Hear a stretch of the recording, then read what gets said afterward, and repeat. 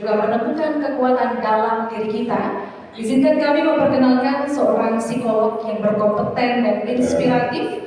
Boleh bagaimana membagikan wawasan, Rifan, yang akan membantu kita untuk lebih memahami bagaimana sih cara kita untuk bisa tumbuh kembali meski dalam kondisi yang paling rapuh, hancur sekalipun. Baik, bersiap. Segera kita akan menghadirkan seseorang yang begitu luar biasa. Dan terimalah Inta Elita MPSI.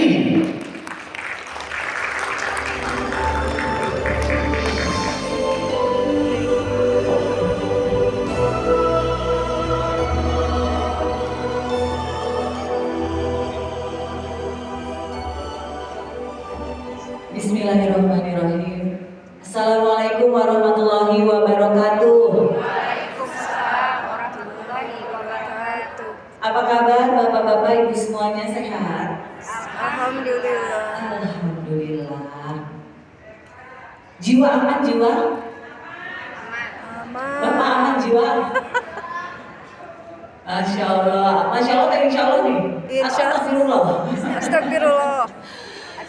Hari ini saya senang banget diundang di acara ini di Tasikmalaya. Sebetulnya saya setengah darah saya orang Tasikmalaya.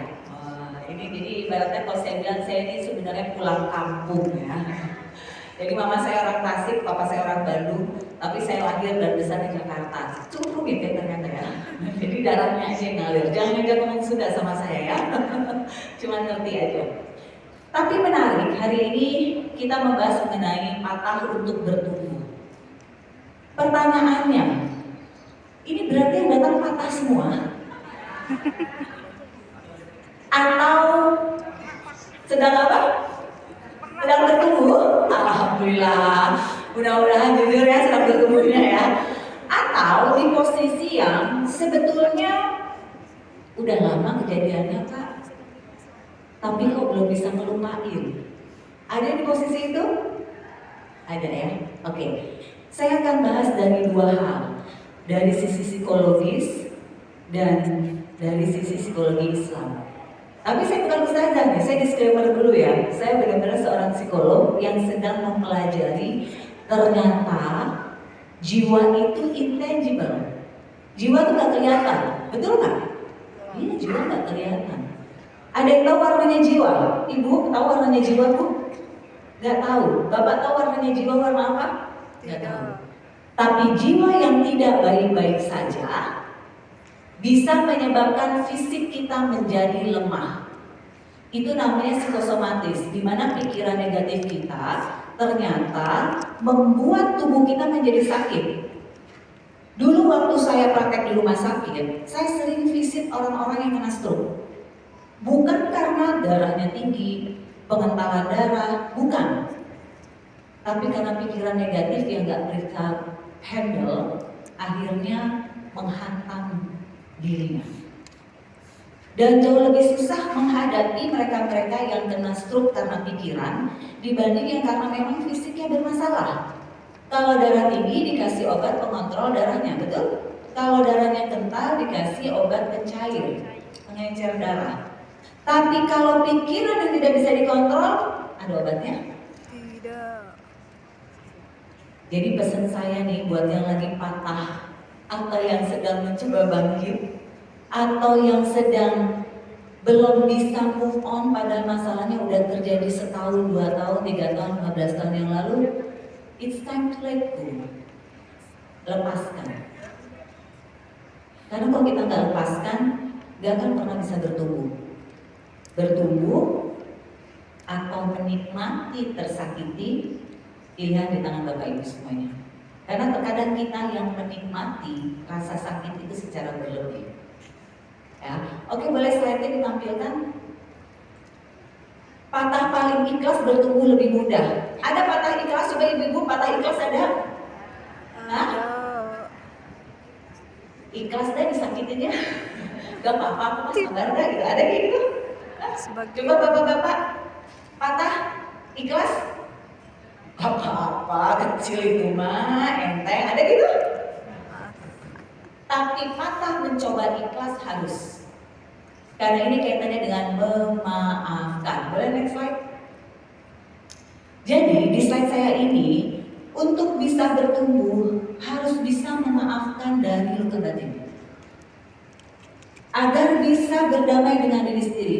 Bapak Ibu semuanya, kalau bicara luka batin, sakitnya di sini.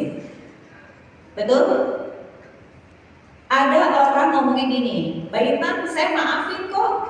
Saya maafin, saya dilukai, saya memaafkan saya diselingkuhi, saya memaafkan saya ditikam oleh partner kerja saya memaafkan orang tua saya pernah begini, saya memaafkan.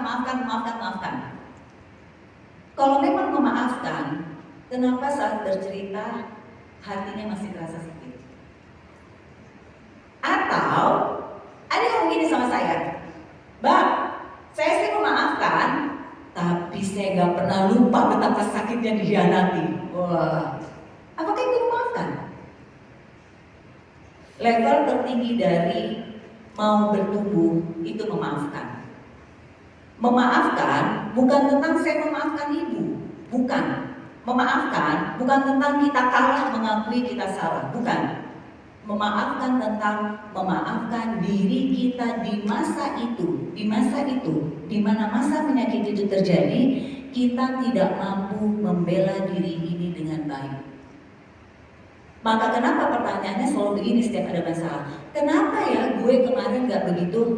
Kenapa ya aku gak seperti ini? Harusnya aku tuh seperti ini. Banyak gak orang yang gagal kayak gitu? Ya, itu artinya kita kecewa dengan diri kita di masa itu terjadi. Maka yang harus dilakukan, maafkan diri ini yang tidak mampu membela diri sendiri. Ini kaitannya menggunting. Kalau kita nggak menggunting luka kita, itu mau 15 tahun kejadian berlalu, kita masih ingat loh. Karena apa? Kita yang tidak mengizinkan rasa sakit itu pergi. Itu menurutnya.